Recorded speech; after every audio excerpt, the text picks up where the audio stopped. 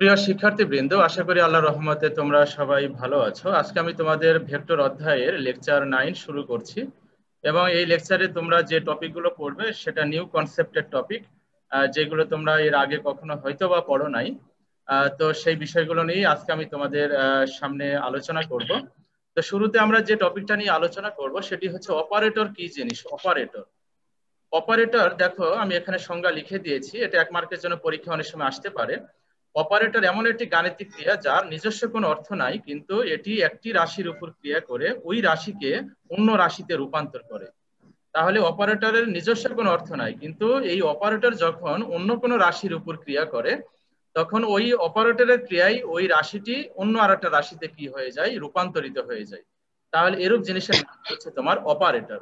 এখন দেখো, আমি এখানে কয়েকটা উদাহরণ এখানে আনার চেষ্টা করেছি। দেখো, প্রথমে যে জিনিসটি আছে, দেখো যে তথ্যটি আমি এখানে দিয়েছি, ব্র্যাকেট দিয়ে আমি উপরে স্কোয়ার দিয়েছি। বলো তো স্কোয়ারটাকে আমরা কি বলি? বলো তো বর্গ বলি। তারপরে আমরা আমরা যদি কোনো সংখ্যার উপরে কিউব করি তাহলে এটাকে আমরা কি বলি? নর্মালি আমরা কি বলি? এটা ঘন বলি। এরপরে পরেরটা কি? বর্গমূল। এরপরে লগ, সাইন, ট্যান।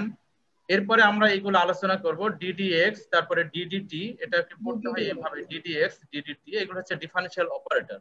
আচ্ছা, এখন বলো তো, এই যে আমি যে কোনো কিছু নাই তার উপরে আমি স্কোয়ার দিয়েছি, বলো তো এই বর্গের কি এখন কোনো অর্থ আছে? বলো। না স্যার।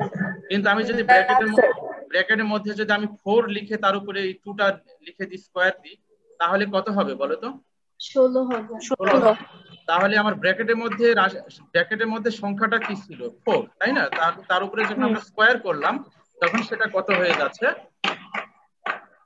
16 হয়ে যাচ্ছে। শুনতে পাচ্ছ? জি স্যার। জি স্যার। তাহলে এই স্কোয়ার রাশিটি কি করেছে বলো? এই এই যে স্কোয়ার যে অপারেটর, এটা কি করলো? 4 রাশিটিকে 16তে কনভার্ট করলো। তার মানে কি? তার মানে সে একটা সংখ্যাকে আরেকটা সংখ্যায় রূপান্তর করে। আবার কিছু কিছু অপারেটর আছে যারা একটা রাশিকে অন্য রাশিতে রূপান্তর করে। তাহলে এখানে নর্মালি যদি আমি কোনো সংখ্যা না লিখি তাহলে কিন্তু এই 2 এর কোনো অর্থ নাই বা 3 এর কোনো অর্থ নাই। যেমন আমি যদি এখানে শুধু বর্গমূল দিই তাহলে এর কিন্তু নিজস্ব কোনো অর্থ নাই। কিন্তু আমি যখন এই রুটের মধ্যে যখন আমি 9 লিখবো তখন রেজাল্ট কত হবে? 3 হবে। তার মানে কিন্তু তখন একটা অর্থবোধক অর্থ তৈরি হবে। যেমন আমি লগ লিখেছি, কোনো অর্থ নাই, কিন্তু লগ 2 করলে আমরা এখানে একটা মান পাবো। যেমন আমি সাইন লিখেছি, সাইন সাইন এখন এর কোনো অর্থ নাই, কিন্তু আমরা যদি সাইন 30 ডিগ্রি লিখি, 30 ডিগ্রি লিখি, তাহলে কত তৈরি হবে? হাফ তৈরি হবে। তার মানে নর্মালি এই অবস্থায় এখন কোনো অর্থ নাই, কিন্তু যখন এই অপারেটর অন্য কোনো সংখ্যা বা রাশির উপরে ক্রিয়া করবে তখন এই অপারেটর গুলোর ক্রিয়ায় ওই সংখ্যা বা রাশিটি অন্য আরেকটি সংখ্যা বা রাশিতে কি হয়ে যাচ্ছে? রূপান্তর হয়ে যাচ্ছে। তাহলে অপারেটর ব্যাপারটা ক্লিয়ার হয়েছে কিনা তোমরা একটু আমাকে বলো। জি স্যার। জি স্যার। এরপরে দেখো, আমরা এখানে আরেকটি অপারেটর, এটা নিয়ে আমরা খুব আলোচনা করব, এটা আগামী ক্লাসে আমি আলোচনা করব। এই অপারেটরটার নাম হচ্ছে ডেল বা নেবলা বলা হয়, ডেল অথবা নেবলা। তো ডেলটাকে আমরা এই প্রতীকটা দিয়ে প্রকাশ করি এবং তার উপরে ভেক্টর সাইন দেওয়া হয়েছে। এবার সেই অপারেটরকে আমরা 3 ডাইমেনশনালি এইভাবে আমরা রিপ্রেজেন্ট করতে পারি। এই যে একের মতো যেটা দেখতে পাচ্ছ, এটা ছোট হাতের ডেলটা, ডেল ছোট হাতের ডেল, আর বামেরটা হচ্ছে বড় হাতের। ঠিক আছে? তাহলে এটা del del x i cap, এটা হচ্ছে del del y j cap, এটা হচ্ছে del del z k cap. এই যে অপারেটর 3 ডাইমেনশনাল, এই অপারেটরকে বলা হয় নেবলা বা ডেল অপারেটর। তো এই অপারেটর নিয়ে আমরা আগামী ক্লাসে আমরা এইগুলো নিয়ে বেশি আলোচনা করব।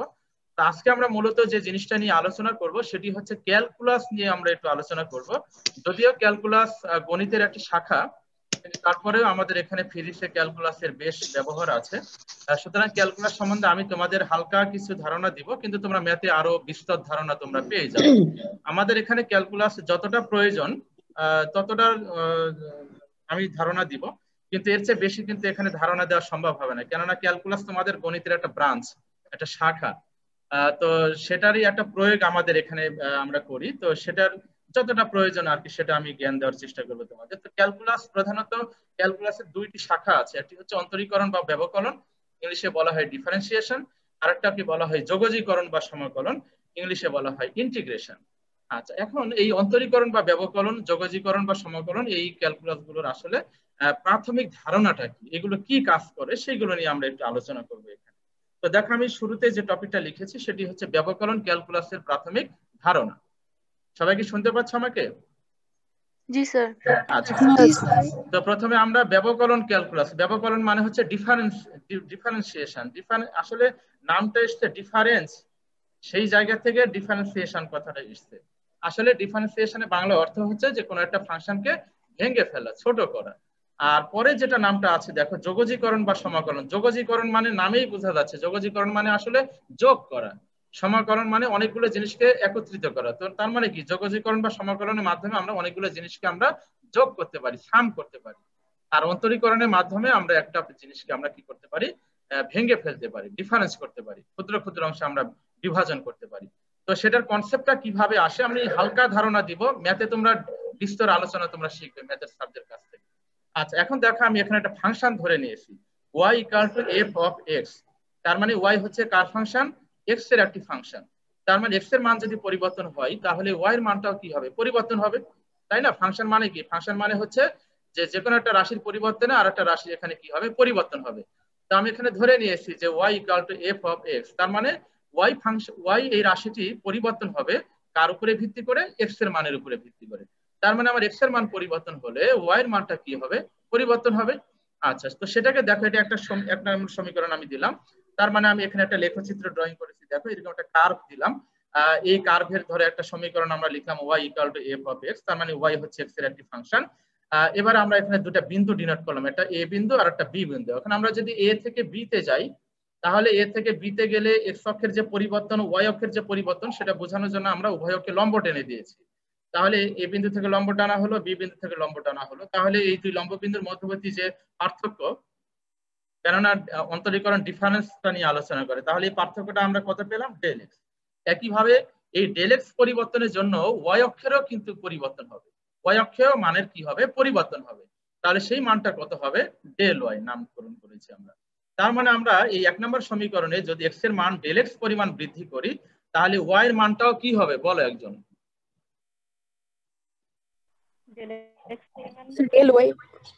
তাহলে y এর মানেরও কি হবে, পরিবর্তন হবে। তো কতটুকু পরিবর্তন হবে, তাহলে ডেল এক্স পরিবর্তনের জন্য y অক্ষে আমার মান কতটুকু পরিবর্তন হচ্ছে, ডেল ওয়াই। এই জন্য দেখো এখানে y এর সাথে y plus del y that is equal to, আর ফাংশনের এখানে f অফ x এর সাথে যেহেতু ডেল এক্স বৃদ্ধি করেছে, এই জন্য x প্লাস ডেল এক্স লেখা হলো। এটা হচ্ছে সমীকরণ নাম্বার 2। দেখো তো 1 নং এবং 2 নং সমীকরণটা ক্লিয়ার হয়েছে কিনা। এরপরে ক্যালকুলেশন করব আমরা, রেসপন্স করো কুইক। জি স্যার। আচ্ছা, এবার আমরা কি করছি দেখো, 2 থেকে 1 বিয়োগ করা হচ্ছে। আচ্ছা, 2 থেকে 1 যদি বিয়োগ করা হয় তাহলে বাম পাশে y plus del y minus y, তাহলে ফাইনালি কত হবে, ডেল ওয়াই। আর ডান পাশে তৈরি হবে f of function of x plus del x আর মাইনাস ফাংশন অফ x। এবারে আমরা উভয় পক্ষে ডেল x দ্বারা কি করলাম, ভাগ করলাম। তো ডেল x দ্বারা যদি উভয় পক্ষে ভাগ করা হয় তাহলে এখানে তৈরি হচ্ছে দেখো del y by del x। আর এখানে উপরে যা আছে সেটাই থাকবে, আর নিচে ডেল x দ্বারা কি হয়ে গেল, ভাগ হয়ে গেল। এটাকে আমরা সমীকরণ নাম্বার 3 দিলাম। এখন এই যে del y by del x, এটার একটা মানে অর্থ আছে, মিনিং আছে। এটাকে বলা হয় এক্স এর পরিবর্তনে ওয়াই এর পরিবর্তনের হার। মানে এক্স এর এই ডেল এক্স পরিবর্তনের জন্য ওয়াই এর কতটুকু পরিবর্তন হলো সেটা এই রাশিটি ইন্ডিকেট করে, del y by del x. তাহলে del y by del x এর অর্থ হলো যে এক্স এর পরিবর্তনে ওয়াই এর কতটুকু পরিবর্তন হচ্ছে সেটা এই রাশিটি ইন্ডিকেট করে। বলো তো del y by del x কি ইন্ডিকেট করে, একজন বলো। x এর পরিবর্তনে y এর পরিবর্তনের হার, x এর পরিবর্তনে y এর কতটুকু পরিবর্তন হবে সেটাকে আমরা এই রাশিটি দ্বারা প্রকাশ করি, del y divided del x. Clear হয়েছে সবাই? জি স্যার। জি স্যার। এখন বলো তো, এখানে দেখো একটা কন্ডিশন আমরা অ্যাপ্লাই করব। কন্ডিশনটা হচ্ছে দেখো, ডেল এক্স শূন্যের কাছাকাছি হলে, আচ্ছা ডেল এক্স এর মান যখন শূন্যের কাছাকাছি হবে তখন দেখো তো আমার এ বিন্দু এখানে ফিক্সড রেখে দিব। বি বিন্দুটা কি তখন এত উপরে থাকবে না, বি বিন্দু এর খুবই নিকটের দিকে চলে আসবে, বলো তো এর খুব কাছাকাছি চলে আসবে না? এর যত নিকটে আসবে এই ডেল এক্স এর মান তত কি হবে বলো, তত কমে যাবে। তার মানে আমরা ডেল এক্স এর মান কমাইতে কমাইতে এমন একটা অবস্থানে আমরা বি বিন্দুটাকে আমরা নিয়ে আসব, এই অবস্থানে আনা হলে দেখা যাবে যে ডেল এক্স এর মানটা প্রায় শূন্যের কাছাকাছি হবে, একেবারে এক্স্যাক্টলি শূন্য না কিন্তু শূন্যের কাছাকাছি হবে। তার মানে সেক্ষেত্রে এ বিন্দু আর বি বিন্দু অলমোস্ট কোথায় অবস্থান করবে বলো তো, প্রায় একই সেম পজিশনে অবস্থান করবে। মানে প্রায় কথাটা বলা হচ্ছে মানে একেবারে তো শূন্য না। এই জন্য এই যে ক্ষুদ্রাতি ক্ষুদ্র যে পরিবর্তনটা, এখন যে ডেল এক্সটা দেখানো হচ্ছে চিত্রে, দেখো তো এই ডেল এক্স পরিবর্তনটা কি তোমার চোখে দেখতে পাচ্ছ যে অনেক বড় একটা পরিবর্তন, তাই না? কিন্তু যখন আমরা del x tends to zero, অর্থাৎ ডেল এক্স যখন শূন্যের কাছাকাছি হবে, তখন কিন্তু তোমার চোখ আর এটা আইডেন্টিফাই করতে পারবে না। তখন এই পরিবর্তনটা কেমন পরিবর্তন বলো তো? বৃহৎ পরিবর্তন না ক্ষুদ্রাতি ক্ষুদ্র পরিবর্তন? ক্ষুদ্রাতি ক্ষুদ্র পরিবর্তন। এই যে ক্ষুদ্রাতি ক্ষুদ্র যে পরিবর্তন, এই পরিবর্তনটাই হচ্ছে তোমার ক্যালকুলাস আলোচনা করে। এই ক্ষুদ্রাতি ক্ষুদ্র পরিবর্তনগুলো নর্মাল তোমরা ম্যাথ বা স্ট্যাটিস্টিক্স দিয়ে ব্যাখ্যা করতে পারো না। এই ক্ষুদ্রাতি ক্ষুদ্র যে পরিবর্তনগুলো, সেই পরিবর্তনগুলো আলোচনার জন্যই তোমার এই ক্যালকুলাসের প্রয়োজন। যেমন আমি যদি বলি যে ধরো তুমি আমাদের কলেজ থেকে ধরো তুমি বাসায় যাচ্ছ, তুমি তোমার বাসায়, এখন ধরো তুমি ধরো কোনো একটা বাসেই যাচ্ছ ধরো, এখন বিভিন্ন পয়েন্টে যদি তুমি বেগ বের করতে চাও, তাহলে এই বিভিন্ন পয়েন্টের বেগ বের করতে, বিভিন্ন পয়েন্টের মানে একটা ইনস্ট্যান্ট টাইমে একটা বেগ, ধরো তোমার কলেজ থেকে তুমি বাসায় যাচ্ছ, ধরো তোমার 30 মিনিট সময় লেগেছে। তো ধরো আমি বললাম যে 20.2 সেকেন্ডে তোমার বেগ কত ছিল, 20.2 সেকেন্ডে, মানে ইনস্ট্যান্টেনিয়াস মুহূর্তে তোমার বেগটা কত হবে। এই যে বেগটা, এই বেগটা কিন্তু এই যে পরিবর্তনটা, এটা খুব ক্ষুদ্রাতি ক্ষুদ্র পরিবর্তন হবে। এই যে ইনস্ট্যান্টেনিয়াস মুহূর্তের যে বেগটা, সেটা বের করার জন্য তোমার এই নর্মাল ম্যাথ বা পরিসংখ্যান দিয়ে এগুলো বের করা যায় না। এই ক্ষুদ্রাতি ক্ষুদ্র যে পরিবর্তনগুলো হয়, অর্থাৎ ইনস্ট্যান্টেনিয়াস যে পরিবর্তনগুলো হয়, এই পরিবর্তনগুলো ব্যাখ্যা করার জন্য তোমার এই ক্যালকুলাসের আবির্ভাবটা হয়েছে। তাহলে ক্যালকুলাস কি বিষয় নিয়ে আলোচনা করে বলো? কি পরিবর্তন নিয়ে আলোচনা করে বলো? ক্ষুদ্রাতি ক্ষুদ্র পরিবর্তন। ক্ষুদ্রাতি ক্ষুদ্র পরিবর্তন। আর নরমাল বৃহৎ যে পরিবর্তনগুলো হয়, এগুলো আমরা নরমাল ম্যাথামেটিক্স যেটা তোমরা করো বা পরিসংখ্যান যেটা আছে, সেই শাস্ত্র দিয়েই ব্যাখ্যা করা যায়। কিন্তু ক্ষুদ্রাতি ক্ষুদ্র যে পরিবর্তনগুলো হয়, এইগুলো কিন্তু নরমাল স্ট্যাট বা পরিসংখ্যান ম্যাথ দিয়ে ব্যাখ্যা করা যায় না। যেমন তোমার কম্পিউটার যে কাজ করে, এগুলোর স্পিড কি খুব দ্রুত কাজ করে না? তো ইনস্ট্যান্টেনিয়াস মুহূর্তে যদি আমরা কোনো একটা ইনফরমেশন পেতে চাই বা তথ্য পেতে চাই, সেই ক্ষেত্রে তোমাকে ক্যালকুলাসের সাহায্য নিয়ে এগুলো বের করতে হবে। তার মানে ক্যালকুলাসের কাজই হচ্ছে, প্রধানত কাজ হচ্ছে তোমার ক্ষুদ্রাতি ক্ষুদ্র পরিবর্তন নিয়ে আলোচনা করা। আচ্ছা, তাহলে আমরা এই জন্য এই ডেল এক্স এর মানটাকে আমরা কি করে নিচ্ছি? অত্যন্ত ক্ষুদ্র করে নিচ্ছি। সেই ক্ষেত্রে বি বিন্দু এর খুবই সন্নিকটে অবস্থান করবে। তাহলে সেক্ষেত্রে এই যে যেহেতু আমরা ডেল এক্স এর মান অত্যন্ত ক্ষুদ্র করে নিচ্ছি, এই মানটাকে বলা হয় লিমিটিং মান। লিমিটিং মানে একটা সীমা বলা হয়, বাংলায় বলা হয় সীমা, লিমিটিং, লিমিট বলা হয়। এই জন্য আমরা এই যে উপরে যে সমীকরণটা আমরা পড়ে লিখলাম 3 নং সমীকরণ, এই 3 নং সমীকরণের উভয় পক্ষে আমরা এই ডেল এক্স যে শূন্যের কাছাকাছি হচ্ছে, কাছাকাছি যে মানটা, এটাকে বলা হয় একটা লিমিটিং ভ্যালু বা লিমিটিং মান বলা হয়। তো সেটাকে আমরা একটা লিমিট দিয়ে প্রকাশ করব। লিমিটের পুরো নাম হচ্ছে LIMIT, আমি শর্টকাট LIM লিখেছি, ঠিক আছে? তাহলে limit del x tends to zero, del y বাম পাশে del y by del x থাকবে, আর ডান পাশে limit del x tends to zero, আর যা আছে 3 নং সমীকরণে পুরোটাই লিখতে হবে। তার মানে আমি 3 নং সমীকরণ উভয় পক্ষে কি কন্ডিশন অ্যাপ্লাই করলাম বলো? Sir x tends to 0, delta x tends to 0। হ্যাঁ, এটা বলো তো যে কোনো মান না একটা লিমিটিং মান? স্যার একটা লিমিটিং মান। লিমিটিং মান মানে একটা সীমান্তিক মান বলা হয় এটাকে, বাংলায় এটাকে বলা হয় একটি সীমান্তিক মান বলা হয়। যে এই মানটার ক্ষেত্রে তোমার এই ডেল এক্স এর মানটা কি হবে? অত্যন্ত ক্ষুদ্র হবে। এই জন্য এই সীমান্তিক মানটাকে আমরা লিমিট দিয়ে, লিমিটের বাংলায় হচ্ছে সীমান্তিক, সীমা আর কি, এই জন্য লিমিট দিয়ে লেখা হচ্ছে। আচ্ছা, এখন যখনই লিমিট দিয়ে লেখা হবে, তখন কিন্তু আর এই যে del y by del x, বলো তো চিত্রানুসারে del y by del x যে পরিবর্তন, এই পরিবর্তনগুলো নরমালি কেমন ছিল? বড় পরিবর্তন ছিল না? কিন্তু এখন যখন তুমি এই লিমিটটা অ্যাপ্লাই করলা, এই যে del x tends to zero, এই লিমিটটা যখন তুমি অ্যাপ্লাই করেছো, তখন কি এটা যে কোনো পরিবর্তন নাকি পরিবর্তন? অনেক ছোট, ক্ষুদ্রাতি ক্ষুদ্র পরিবর্তন। তাহলে ক্ষুদ্রাতি ক্ষুদ্র পরিবর্তনকে কি আমরা আর এই del y by del x দিয়ে আমরা এটাকে প্রকাশ করব না? এই ক্ষুদ্রাতি ক্ষুদ্র পরিবর্তনকে দেখা আমরা কি দ্বারা প্রকাশ করেছি? অর্থাৎ আমার এখানে ডান দিকে যে রাশিটি, এই যে খেয়াল করো, এই যে limit del x tends to zero del y by del x, এই টোটালটার পরিবর্তে আমি কি লিখেছি এখানে দেখো? D y dx. কি লেখা হলো এটা? D y dx. তাহলে এখন বলো এই ডি ওয়াই ডিএক্স আর ডানে যা আছে এটাই থাকবে। আচ্ছা, এখন এখানে ডি ওয়াই ডিএক্স এটা দ্বারা কি বোঝানো হচ্ছে বলো? যেমন আমরা ডেল ওয়াই ডেল এক্স দ্বারা কি বলেছিলাম যে এক্স এর যে কোনো পরিবর্তনে ওয়াই এর পরিবর্তনের হার। তাহলে এখানে আমরা ক্ষুদ্র পরিবর্তনের সাপেক্ষে y এর পরিবর্তনের হার। ভেরি গুড, এক্স এর ক্ষুদ্রাতি ক্ষুদ্র পরিবর্তন। কেননা এই পরিবর্তন কিন্তু আর যে কোনো পরিবর্তন না, এটা মনে রাখতে হবে। এই পরিবর্তনটা হচ্ছে অত্যন্ত ক্ষুদ্র পরিবর্তন। তাহলে ক্ষুদ্র পরিবর্তনটাকে আমরা এই নোটেশনটা দিয়ে প্রকাশ করি, ডি ওয়াই ডিএক্স। এটাকে পড়ার নিয়ম হচ্ছে অনেক আমরা সুবিধার জন্য বলি dy বাই dx, কিন্তু এটা আসলে ভুল। এটা পড়ার নিয়ম হচ্ছে ddx অফ y। এটার অর্থ হলো যে x এর পরিবর্তনে y এর কতটুকু পরিবর্তন হচ্ছে। অথবা এটার আরেকটা মিনিং আছে, এটার আরেকটা মিনিং হলো যে y ফাংশনটিকে x এর সাপেক্ষে অন্তরীকরণ করা হচ্ছে বা ব্যবকলন করা হচ্ছে। এটার কয়েকটা মিনিং আছে, একটু ভালো করে শোনার চেষ্টা করো। dy dx এর অর্থ হলো x এর পরিবর্তনে y এর কতটুকু পরিবর্তন হচ্ছে, অর্থাৎ x এর ক্ষুদ্রাতি ক্ষুদ্র পরিবর্তনে y এর কতটুকু পরিবর্তন হচ্ছে সেটা এই রাশিটি ডিনোট করে।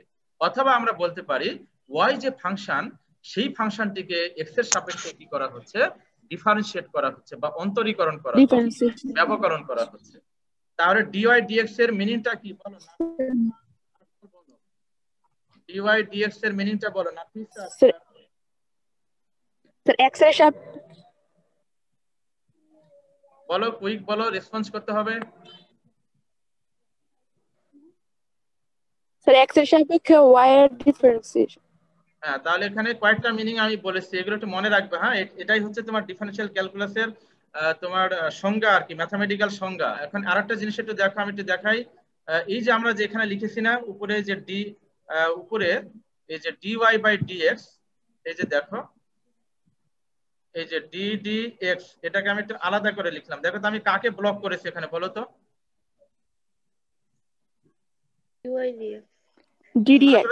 ddx ddx। আচ্ছা বলো তো y কে আমি এখানে ব্লক করে নেই, y কে বাইরে রেখে ddx। এই যে ddx, এই ddx টাই হচ্ছে তোমার কি অপারেটর, ব্যবকলনী অপারেটর। এই যে আমি যে উপরে লিখেছিলাম না, এই যে ডিফারেন্সিয়াল হবে। এই যে ddx বা ddt, এইগুলোকে বলা হয় ব্যবকলনী অপারেটর। তাহলে আমরা এই যে এখানে দেখো ব্যবকলনী অপারেটরটা এই ফাংশন থেকে আমরা কিভাবে ক্যালকুলেশন করে বের করলাম।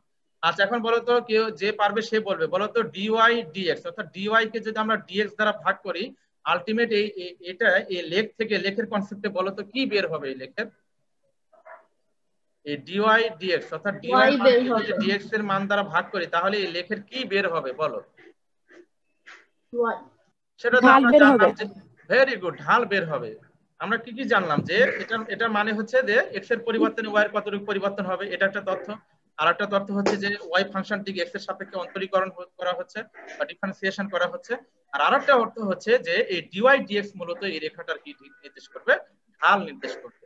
কেননা dy মানে তো লম্ব অক্ষের মান, তাই না? আর dx তো হচ্ছে আসলে এই যে x অক্ষের মান, মানে ভূমি অক্ষের মান।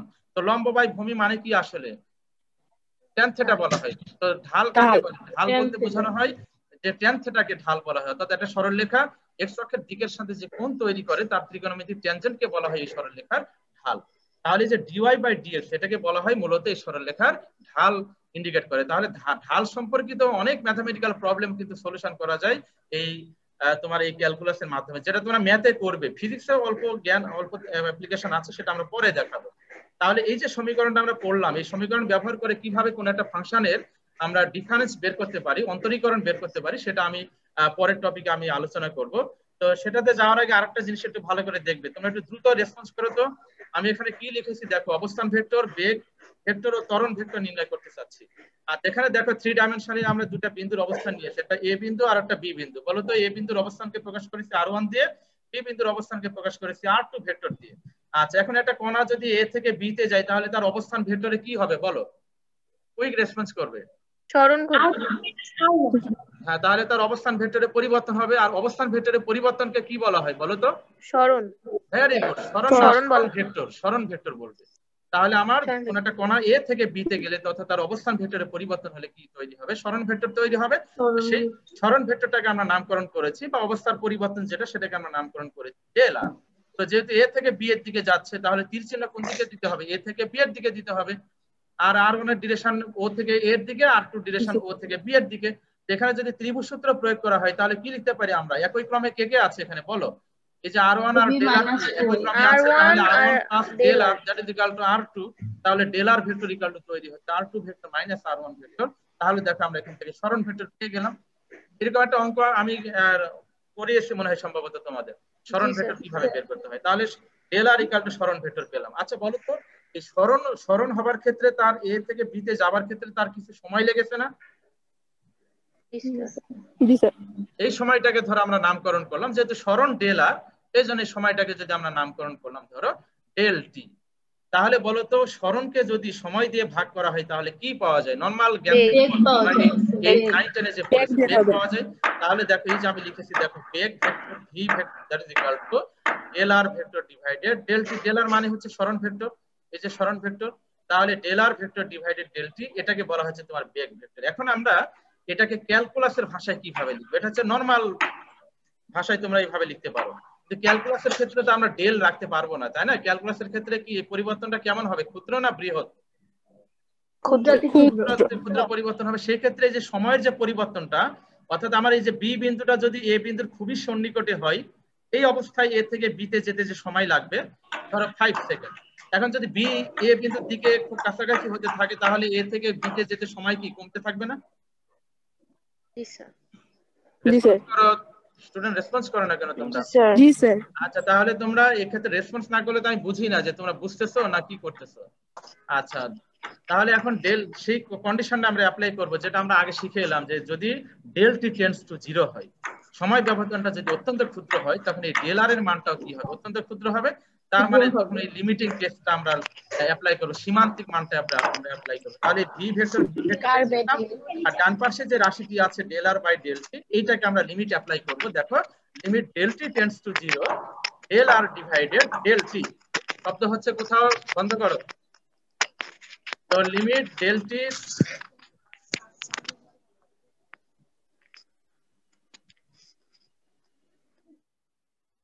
আচ্ছা, তো limit del t tends to 0 del r divided del t, এটা উপরে যেটা আছে সেটাই লেখা হলো। এখন যখন এই কন্ডিশন তুমি অ্যাপ্লাই করবে তখন কিন্তু del r by del t এই পরিবর্তনটা থাকবে না, এটা ক্ষুদ্রাতি ক্ষুদ্র পরিবর্তনে রূপান্তর হবে।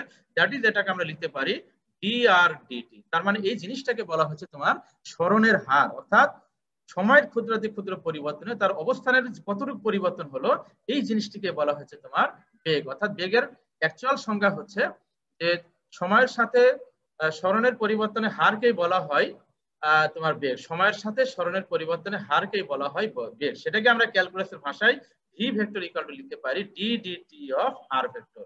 এর অর্থ হলো যে সরণকে যদি সময়ের সাপেক্ষে তুমি একবার ডিফারেন্সিয়েট করো তাহলে তুমি কি পেয়ে যাবে, বেগ পেয়ে যাবে। তাহলে আমরা বেগ পেয়ে গেলাম। একইভাবে আমরা যদি ত্বরণ ভেক্টর বের করতে চাই তাহলে ত্বরণ ভেক্টর এ ইকুয়াল টু, তোমরা নরমালি জানো যে বেগকে সময় দ্বারা ভাগ করলে ত্বরণ পাওয়া যায়। তাহলে সেখানে আমরা লিমিটিং কেসটা আমরা অ্যাপ্লাই করব, limit del t tends to 0। তো বেগের পরিবর্তন মানে আমরা যে কোনো বৃহৎ পরিবর্তন নিব, del v divided del t. এখন আমরা যখন এই লিমিটিং কেসটা অ্যাপ্লাই করব, এই সীমান্তিক মানটা আমরা অ্যাপ্লাই করব, তখন এই পরিবর্তনটা হয়ে যাবে ক্ষুদ্রাতি ক্ষুদ্র পরিবর্তন। এবং সেটাকে আমরা কি লিখেছি দেখো, ডি ডিটি অফ ভি। তার মানে বেগের ত্বরণের নরমাল ডেফিনেশন হবে যে সময় ব্যবধান শূন্যের কাছাকাছি হলে কোন বস্তুর বেগের পরিবর্তনের হারকেই বলা হয় ত্বরণ। বেগের ক্ষেত্রে বলবে সময় ব্যবধান শূন্যের কাছাকাছি হলে, এই যে ডেল টি টেন্ডস টু 0, সময় ডিফারেন্সটা খুবই ক্ষুদ্র, শূন্যের কাছাকাছি। তো সময় ব্যবধান শূন্যের কাছাকাছি হলে কোন বস্তুর সরণের হারকে কি বলা হয়, বেগ। এটা হচ্ছে ক্যালকুলাসের ভাষায় বেগের সংজ্ঞা। আর ত্বরণের সংজ্ঞা হচ্ছে ক্যালকুলাসের ভাষায়, আমরা গতিবিদ্যা অধ্যায়ে এগুলো দেখাবো যে সময় ব্যবধান শূন্যের কাছাকাছি হলে কোন বস্তু কণার বেগের পরিবর্তনের হারকে কি বলা হয়, ত্বরণ। তাহলে আমরা এখান থেকে কিভাবে সরণ ভেক্টর, বেগ ভেক্টর এবং ত্বরণ ভেক্টর বের করতে হয় সেই বিষয়গুলো আমরা জেনে গেলাম। আচ্ছা, এখন দেখো আমরা এখানে একটা উদাহরণ আমরা দিচ্ছি যে কোন একটা ফাংশনের কিভাবে আমরা ডিফারেন্সিয়েশনটা বের করব, সেটা আমরা এখানে একটা উদাহরণ হিসেবে আমরা বের করতে চাচ্ছি। দেখো, তো ধরো একটা ফাংশন আমরা ধরে নিলাম y equal to f of x that is equal two x square.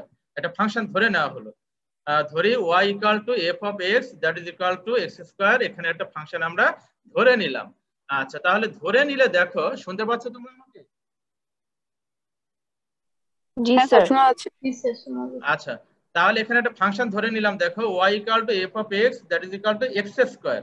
আচ্ছা, এখন বলো তো x এর পরিবর্তন করব আমরা, তাহলে f of x plus del x that is equal to, এই যে f অফ x যে x স্কয়ার ছিল, এখন আমি f of function of x এর সাথে ডেল x কি করলাম, যোগ করলাম। তাহলে ডান পাশে যে x আছে তার সাথেও ডেল x কি হবে, যোগ হবে। তাহলে টোটালটার উপরে আমরা কি করলাম, স্কয়ার করলাম। এটা এই লাইনটা ক্লিয়ার হয়েছে কিনা? জি স্যার। আচ্ছা, এখন আমরা এই ডেল এক্সটাকে আমাদের ক্যালকুলেশনের সুবিধার জন্য এইচ ধরে নিচ্ছি, যে del x equal to h ধরে। আমরা সবসময় ডেল এক্স লিখবো না, একটা প্রতীক দিয়ে প্রকাশ করবো, সেটাকে আমরা এইচ লিখলাম। তাহলে বলো তো এখানে এফ অফ এক্স, এই যে এই লাইন থেকে নিচের লাইনটা, f of x plus del x এর জায়গায় কি লিখবো, এইচ। তাহলে f of x plus h equal to, ডানে কি হবে, এক্স প্লাস এইচ তার উপরে কি হবে হোল স্কয়ার হবে। ঠিক আছে, এখন আমরা এই যে সমীকরণটা আমরা নিয়ে আসছি দেখো dy dx, এটা কোথায় পেয়েছি আমরা? এই যে এই সমীকরণটা আমরা নিয়ে আসতেছি দেখো ক্যালকুলাসের যে নরমাল তোমার ডিফারেন্সিয়েশন নরমাল যে ডেফিনেশন ম্যাথমেটিক্যাল, এই সমীকরণটা আমরা এখানে লিখছি দেখো খেয়াল করো।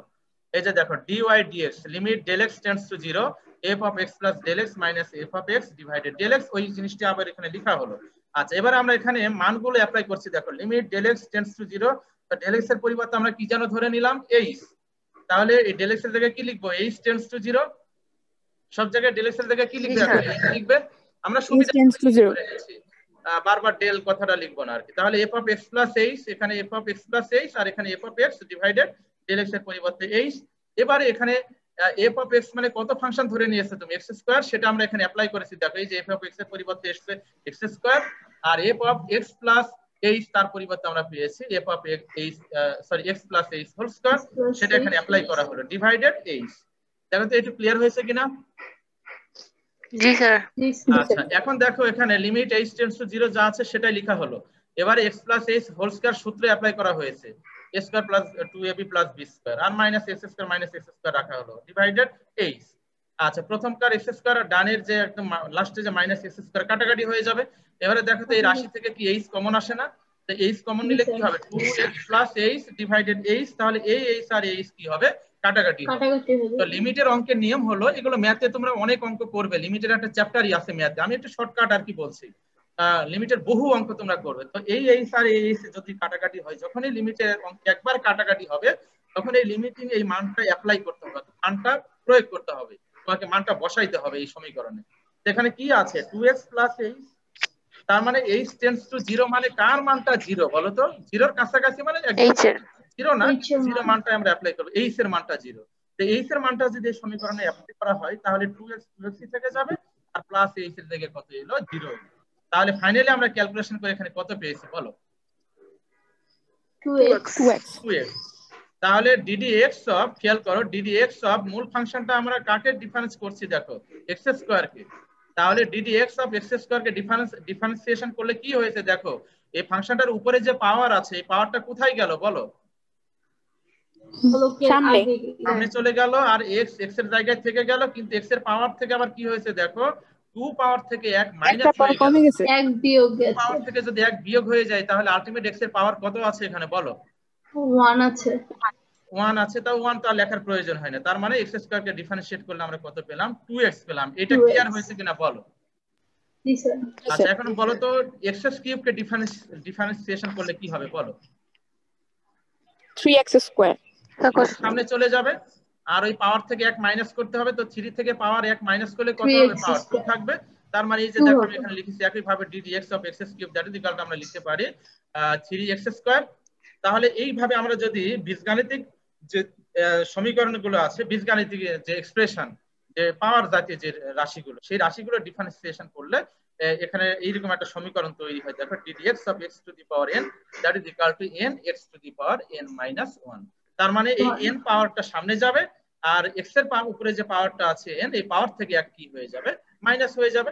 এটা হচ্ছে পাওয়ার জাতীয় বীজগাণিতিক যে এক্সপ্রেশন গুলো আছে সেই এক্সপ্রেশন গুলো ডিফারেন্সিয়েশন করার জন্য এই সমীকরণটা আমরা সূত্র হিসাবে ইউজ করব। এছাড়াও ত্রিকোণমিতিক আরো অসংখ্য সূত্র আছে, সূত্রগুলো আমি আগামী ক্লাসে তোমাদের দিয়ে দিব। তাহলে একটু ক্লিয়ার হয়েছে সবাই যে কিভাবে আমরা একটা বীজগাণিতিক পাওয়ার জাতীয় রাশির আমরা ডিফারেন্সিয়েশন করতে পারি? তাহলে ডিফারেন্সিয়েশন করলে কি হলো পাওয়ার সামনে চলে যাবে আর ওই রাশির পাওয়ার থেকে যত পাওয়ার আছে তত এক কি হয়ে যাবে? মাইনাস হয়ে যাবে। অর্থাৎ তুমি একবার যদি ডিফারেন্সিয়েশন করো তাহলে পাওয়ার 1 মাইনাস হয়ে যাবে, দ্বিতীয়বার ডিফারেন্সিয়েট করলে পাওয়ার আবার আরেকবার মাইনাস হবে। তার একটা অঙ্ক দেখো এখানে আমি লিখেছি দেখো y equal to 4x cube minus 3x square plus 2x minus 5 হলে dy dx নির্ণয় করো। dy dx মানে y কে x এর সাপেক্ষে কি করব বলো? ডিফারেন্সিয়েশন করব। এটা হচ্ছে প্রথম ডিফারেন্সিয়েশন। পরেরটা দেখো আমি আবার কি লিখেছি d square y dx square, এটাকে বলা হচ্ছে y কে x এর সাপেক্ষে দুইবার ডিফারেন্সিয়েট করা হয়েছে। তো দুইবার ডিফারেন্সিয়েট করা বোঝাতে এই প্রতীকগুলো ইউজ করা হয়, এগুলো একটু মনে রাখবে তোমরা, মুখস্থ করবে। পরেরটা দেখো d cube y dx cube, এটার মানে কি y ফাংশনটিকে ডিফারেন্সিয়েট করা হচ্ছে কার সাপেক্ষে? তিনবার x এর সাপেক্ষে। কতবার? 3 বার। এইভাবে d4y dx4 এইভাবে যতবার তুমি ডিফারেন্সিয়েট করবে ততবার এটাকে লিখতে হবে। তার মানে আমরা কয়টা ডিফারেন্সিয়েট বের করতে চাচ্ছি? প্রথম অন্তরীকরণ, দ্বিতীয় অন্তরীকরণ, তৃতীয় অন্তরীকরণ বের করতে চাচ্ছি। তো প্রথমে দেখো প্রথম অন্তরীকরণটা কিভাবে বের করতে হয়। তো dy dx, তাহলে ddx অফ y এর পরিবর্তে এই রাশিটি আমরা অ্যাপ্লাই করলাম, ঠিক আছে। এই y এর জায়গায় আমরা এই রাশিটি অ্যাপ্লাই করলাম 4x² - 3x² + 2x - 5। আচ্ছা বলো তো ddx সবার সাথে কি গুণ হিসাবে আছে না? জি স্যার। তাহলে প্রত্যেকের জি, সাথে স্যার, আছে। ddx আলাদা আলাদা করে দিয়ে দেওয়া হলো সেকেন্ড লাইনে, খেয়াল করো, ঠিক আছে। আচ্ছা এখন জি, লাস্টে দেখো একটা জিনিস আমি লিখেছি, লাস্টে শুধু -5 আছে, তাই না? তো আমি এখানে কি লিখেছি দেখো, -ddx অফ 5x⁴। এখানে কিন্তু 5 মানে কিন্তু 5 এর সাথে কিন্তু x চলকটা আছে, সেটা কত হিসাবে আছে বলো, x⁴। তো Zero. পাওয়ার 0 হিসেবে 0 মানে কত বলো? 1 1 1 তার মানে ওটা আর লেখার প্রয়োজন হয় না, কিন্তু আমি লিখেছি তোমাদের বোঝানোর জন্য, এটা বোঝানোর জন্য আমি লিখেছি। আচ্ছা এখন দেখো এই 4 রাশিটি কার সাপেক্ষে ডিফারেন্সিয়েট করছে দেখো, ddx x এর সাপেক্ষে ডিফারেন্সিয়েট করা হচ্ছে, তাই না? তাহলে x³ এর সাথে 4, এই 4 সংখ্যাটা কি চলক না ধ্রুবক বলো তো? ধ্রুবক মানে যাদের মানের পরিবর্তন হয় না। তাহলে যে কোনো সংখ্যা ধ্রুবক। কি রাশি, একটা ধ্রুব রাশি।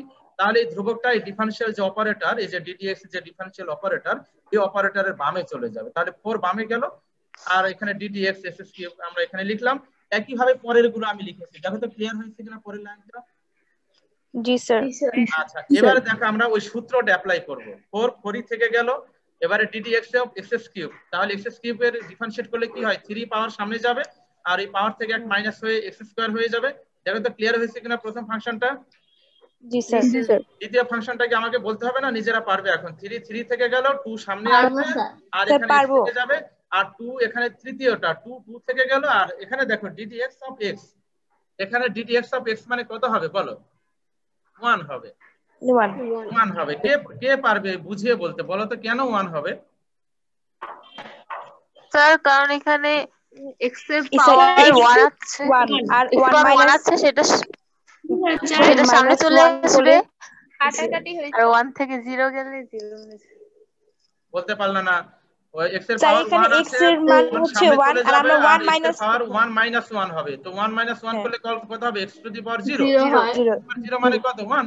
1 ঠিক আছে, এটা ক্লিয়ার হয়েছে সবাই? এই সেম জিনিসটা কিন্তু অনেক জায়গায় অ্যাপ্লাই হবে, এটা মনে রাখতে হবে। তাহলে এখানে চলে এলো 1 হয়ে গেল, আর এখানে 5 থেকে গেল। এখন দেখো এখানে ডিফারেন্সিয়েট করলে x এর পাওয়ার কত আছে, 0 আছে না? এই 0 যদি সামনে আসে, আলটিমেট এটা 0ই হবে। এখানে 0 এলো, আর এখানে x⁴ কত, 0 - 1, তাই না? 0 পাওয়ারটা সামনে আসবে, আর x⁴ কত হবে, 0 - 1। আচ্ছা 0 সামনে এলে ওটাকে 0 দ্বারা গুণ করলে আলটিমেট কত হবে বলো? 0 হবে। 0 তার মানে 5 × 0 গুণ করলে কত হয়ে যাচ্ছে বলো? 0 তার মানে কি শিখলে বলো, এই যে 5, এটা যে কোনো একটা কনস্ট্যান্টকে যদি ডিফারেন্সিয়েট করা হয় তাহলে কি রেজাল্ট বের হয় বলো? 0 বের হবে। ক্লিয়ার, সবাই ক্লিয়ার হয়েছে? এবারে এখানে গুণ করে দেওয়া হয়েছে 12x² - 6x + 2।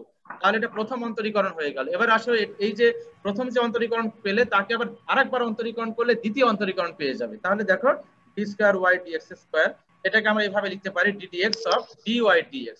তার মানে dy dx প্রথম যে অন্তরীকরণটা পেয়েছো তাকে x এর সাপেক্ষে আবার কি করা হচ্ছে, আরেকবার অন্তরীকরণ করা হচ্ছে। তাহলে প্রথম অন্তরীকরণকে যদি x এর সাপেক্ষে আরেকবার অন্তরীকরণ করা হয়, তার অর্থই হলো y কে x এর সাপেক্ষে কয়বার ডিফারেন্সিয়েট করা হচ্ছে, 2 বার ডিফারেন্সিয়েট করা হচ্ছে।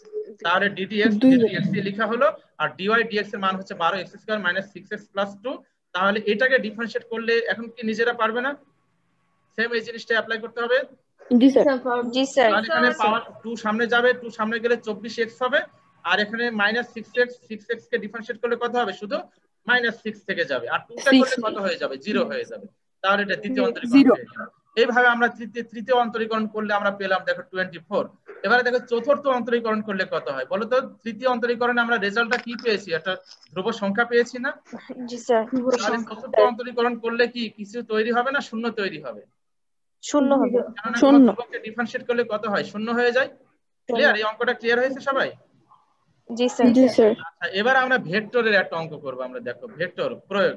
দেখো a vector equal two t² i cap minus tj cap plus 2t plus 1 k cap, b vector equal two 5t i cap plus 5tj cap minus t3 k cap হলে ddt of a plus b কত, ddt of a dot b কত, ddt of a cross b কত, ddt of a vector কত, আর ddt of b vector কত।